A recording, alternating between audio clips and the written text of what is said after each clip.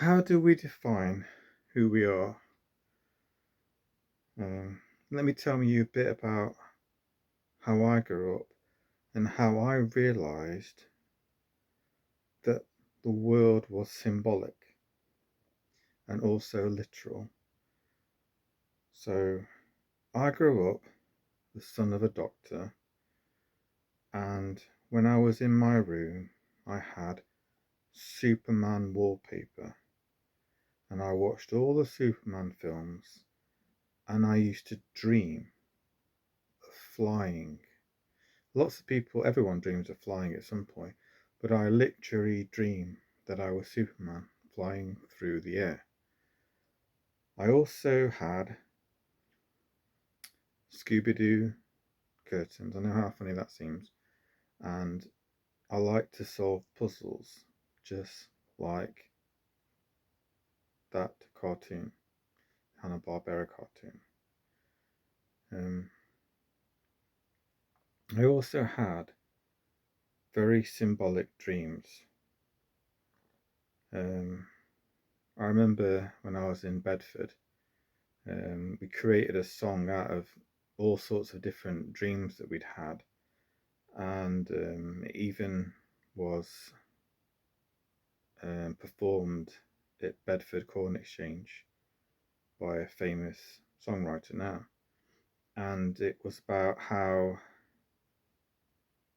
my stepbrother and I were in a race, and I think I was on a bike, he was on a canal barge, and then we got to university, and I said the magic word red dwarf, and then I saw a lot of my school friends were already there, and they were actually better than me academically. And then years later, I could see that I actually did go to university. I did get my undergraduate, and then I did get my postgraduate, and I did get there after everybody else. And symbols meant a lot to me because of the music that I listened to. And every time I had a hunch about something, even though it seemed unreal, it seemed to actually come true. So I used to listen a lot to Oasis, and one of the songs that struck me was Some Might Say and Champagne Supernova. And when I got to understand the internet, I understood that something like Some Might Say, for instance, it spoke very clearly to me about needing education and standing by a station, and some might say, heaven and hell.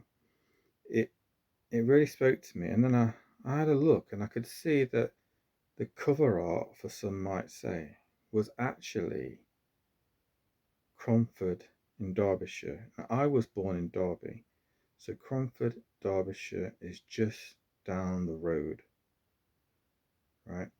Now, what I've discovered going on further from there, just symbols and symbols and symbols, dreams and dreams and dreams, poetry and poetry, and it just kept on leading me onwards and upwards, to the point where what I was dreaming, what my visions, what God was saying to me literally came true.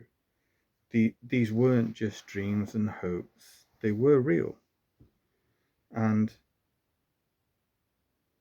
then only recently, a couple of last year or so, I could see that the Messianic period, according to rabbis, began in the Industrial Revolution.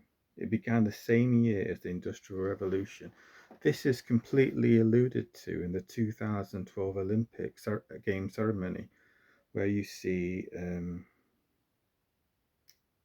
Kenneth Branagh and J.K. Rowling and a number of famous people talk about England and Harry Potter and Childcatcher. It's all there. And you see how they read a poem, a very symbolic poem that Kenneth Branagh reads out. And it talks about, obviously, you've got Jerusalem, the song Jerusalem, which is actually a poem put to music. And it talks about the dark satanic mills. And that's alluding to the Industrial Revolution. And this Masonic period, say, began in the Industrial Revolution, and that actually started in Cromford, which is just by the village of Holloway, Cromford Mill. And that's actually one of the reasons why my father settled in Derbyshire and also Chesterfield Spire, but largely because of Holloway. And that's a clue as to how you can figure out who you are, what you stand for. Everyone's dream in life is slightly different. It's quite unique, really. But there are clues everywhere you turn. And who would have believed that our childhood dreams would come true? Only someone that studies psychology and actually goes down that rabbit hole.